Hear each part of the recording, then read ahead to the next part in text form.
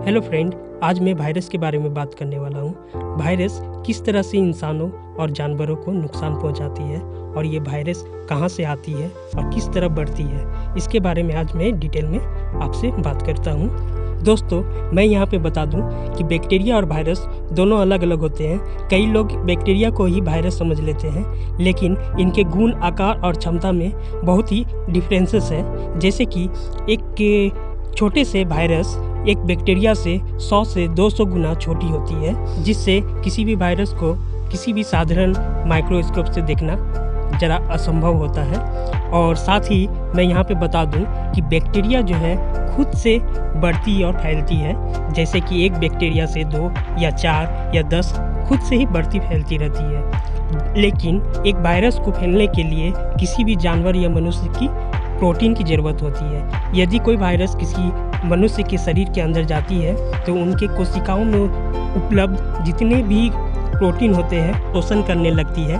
और शोषण करते ही उनके कोशिकाओं को नष्ट करने लगती है, जिससे कि मनुष्य का शरीर बीमार होने लगता है और जिससे उसकी मौत भी हो सकती है। जैसे जैसे उसके पोषक तत्वों को वो शोषित करते जाते हैं, एक वायरस जो है फैलने लगती है और उसकी संख्या बढ़ने लगती है। पर यहाँ एक सवाल उत्पन्न होती है कि ये वायरसेस कहाँ से आते हैं, इसकी उत्पत्ति कहाँ से होती है या इसका जन्म कहाँ होता है। तो जैसा कि वैज्ञानिकों ने अनुमान लगाया है कि एक वायरस किसी भी पक्षी या जानवर के डीएनए से पैदा होती है। जब किसी पक्षी या जानवर के डीएनए टूट के अलग होती है तो उसके प्रोटीन के साथ ये बाहर आती है। जैसे ये बाहर आती है तो ये अधिक समय तक बाहर जीवित नहीं रह सकती है। वो लगभग 2 से 3 घंटे तक ये अधिक से अधिक जीवित रह सकती है। लेकिन यदि ये बाहर आते ही किसी जानवर या मनुष्य के शरीर में प्रवेश करती है तो वो शरीर के किसी भी कोशिकाओं को नष्ट करने लगती है और जिससे लोग बीमार होते हैं। लेकिन हमारे वातावरण में कई तरह के वायरसेस पाए जाते हैं। कुछ तो साधारण होते हैं जो कि ज़्यादा हानिकारक नहीं होते हैं, लेकिन कुछ बहुत ही विनाशक और बहुत ही हानिकारक होती है। यदि वो मनुष्य के शरीर में चले जाए तो वो उसकी मौत भी हो सकती है। जैसा कि आपने बहुत सारे वायरसेस के नाम सुने होंगे, जैसे हंता, HIV और जैसे अभी हाल में फ़िलहाल में कोरोना वायरस चल रहा है। आपने देखा होगा कि किस तरह कोरोना वायरस लोगों की जान ले रहे हैं। आपको मैं कुछ तस्वीरें दिखाता हूँ जो इंग्लैंड जर्नल मेडिकल द्वारा ली गई है। ये इसमें आप देख सकते हैं कि किस तरह से एक कोरोना वायरस जो कि छोटे छोटे गोल आकार में है, ये कोरोना वायरस कैसे कोशिकाओं को नष्ट करते जा रही है। ये लंबे लंबे आकार की जो भी कोशिकाएं हैं उनको नष्ट करती जा रही है, उसके पोषक तत्व को शोषण करती जा रही है, और जिससे कि मनुष्य की स्थिति बिगड़ती जाती है और उसकी मौत भी हो सकती है। लेकिन हम इस वायरस से किस तरह लड़ सकते हैं?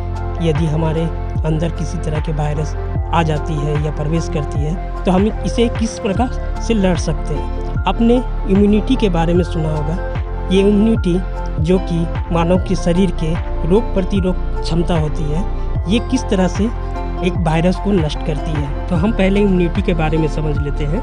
इम्यूनिटी हमारे शरीर के अंदर एक वाइट ब्लड सेल होती है। ये सेल जो कि एक सैनिक के रूप में हमारे शरीर में काम करती है। यदि किसी तरह की वायरस या जर्म हमारे शरीर के अंदर प्रवेश करती है तो ये उस पर अटैक करती है और उस वायरस को ख़त्म करती है। लेकिन यदि ये सेल हमारे शरीर में अधिक संख्या में ना हो तो क्या होगा? तो ये वायरसेस उन जितनी भी कम संख्या में वाइट सेल है उसे नष्ट कर देगी और हमारे शरीर की कोशिकाओं को नष्ट करने लगेगी, जिससे हम बीमार हो सकते हैं। लेकिन एक इम्यूनिटी को बढ़ाने के लिए हमें सबसे पहले इम्यूनिटी के बारे में समझना होगा। इम्यूनिटी जो है हमारे बोन मैरो से पैदा होती है। हमारे हड्डियों के बीच कुछ पोषक तत्व होते हैं जिससे वो वाइट सेल पैदा होती है। ये किस तरह पैदा हो पाएंगे?